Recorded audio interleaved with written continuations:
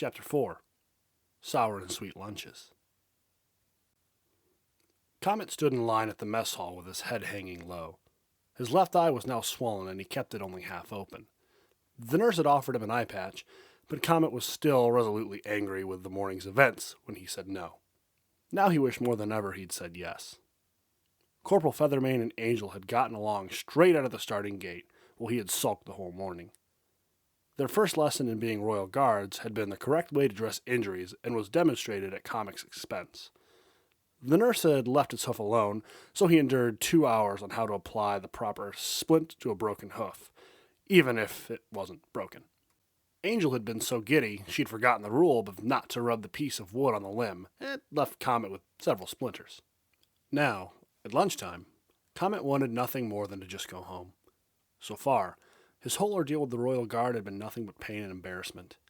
When he finally reached the point where he could grab a tray, he found out that his favorite meal of roasted carrots and fresh oats were out. Comet dejectedly took a bowl of cream spinach instead. He put the tray in his mouth and slowly trotted to an empty table in the far corner of the mess hall.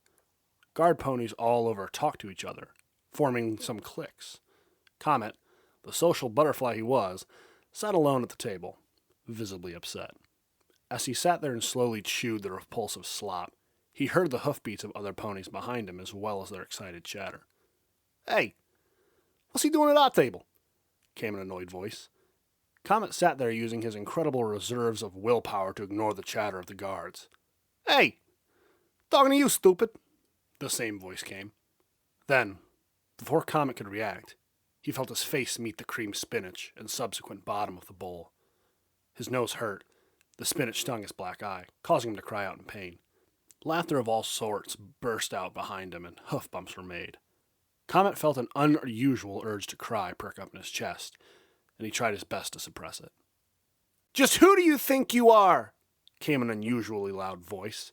Comet automatically recognized that voice as Angel's, and dread crept into his chest cavity. The fluttering of bat wings came from somewhere around him, and then hoofbeats. Before she could say anything else, though, another voice rang out. "Captain in the hall!" echoed around the building, and all conversation ceased. The room was quickly filled with tense silence as a set of hooves steadily approached where Comet was sitting. A couple of nervous whispers echoed around Comet, but he couldn't understand them. The hoofbeats finally clicked to a stop, and so did Comet's heart. There was only one captain of the Royal Guard. "So, you think it's funny to mistreat your fellow guard?" came the commanding voice of none other than Shining Armor. The ponies behind him didn't dare speak as Shining continued. "If you do, I'll need to examine exactly what your training officer's teaching you. Who knows what'll happen to him?" One of the other ponies started to protest, but it faltered as soon as it started. "Oh, so I see you have no respect for ranks as well. It seems there's a huge flaw in our training program. I'll speak to him about that as well.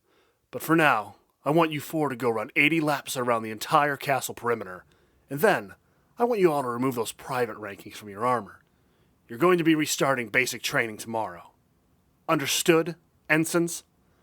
Shining Armor stressed the final word loudly, and there was shuffling of armor as the bullies ran off. Silence reigned for a few more seconds until Shining Armor said, "As you were." The conversation slowly resumed, and Comet felt a light hoof on his back. "You okay, soldier?" came Shining Armor's voice again, as Comet wiped some of the remaining cream spinach off of his face. "I've been worse, sir," Comet replied shakily. He was both nervous and mortified that the captain of the whole Royal Guard of Equestria was standing right behind him. Mustering all his confidence, he turned to face him.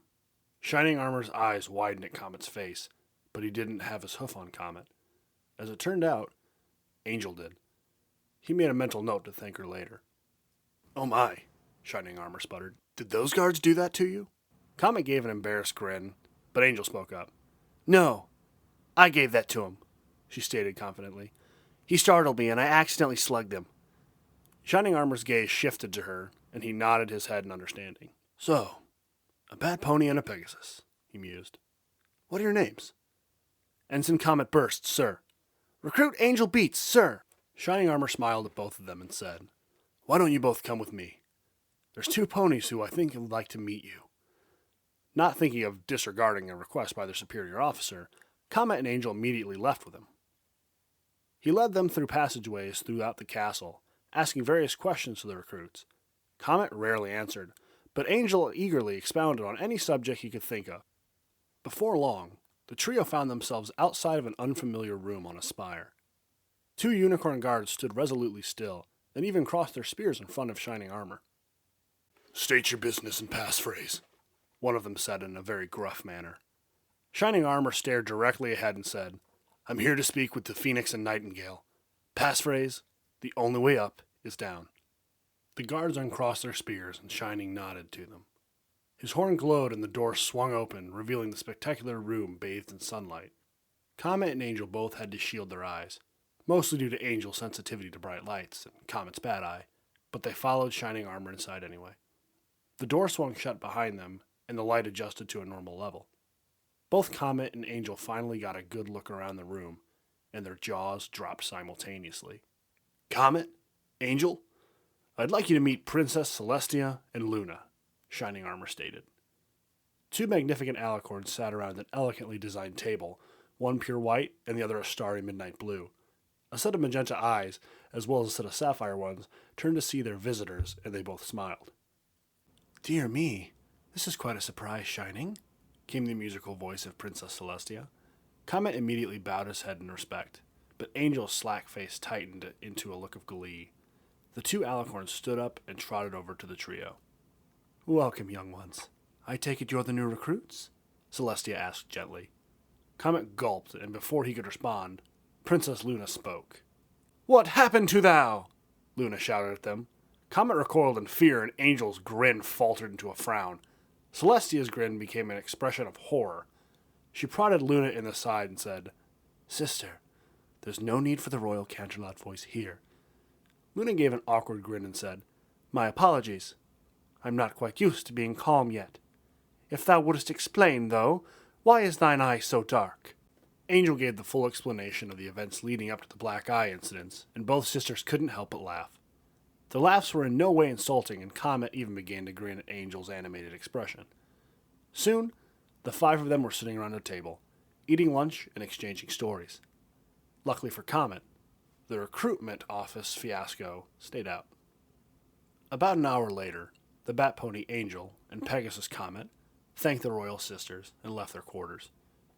Shining Armor stood there with the 2 princesses, and Celestia sipped her tea. "I see why you introduced them to us," Celestia spoke. "They are quite a pair." "That's exactly what the recruitment officer said," Shining Armor replied.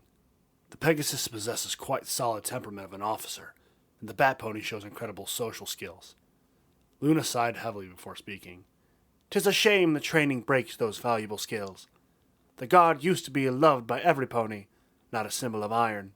Celestia smiled to her younger sister and said, "Well, Luna, if you like them so much, I do believe Shining Armor has a way to put their skills to use." Luna turned to Shining Armor, giving him a quizzical look.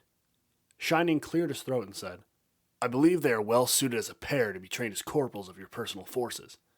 Comet will bring a much-needed stability to the Solar Guard, while Angel will prove and soften the Lunar Guard's rigid standing.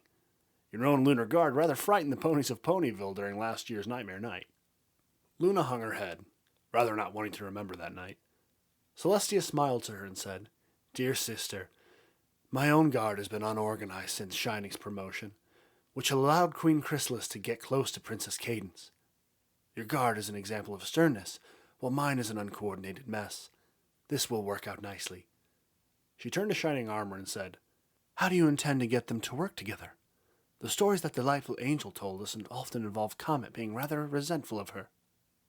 Shining grinned at the princesses and said, "Do you mind if I borrow Philomena for a bit?" Later that day, Angel wouldn't stop talking about having lunch with the princesses, even though Comet was there as well. "Can you believe it? I never thought I'd actually meet them," she shouted as she fluttered happily. Comet rolled his eyes and gave no response, feeling his usual annoyance of Angel returning. Until lights out, which was 9 hours later, he put up with her non-stop talking as well as Corporal Feathermane's next lesson, hoof-to-hoof combat.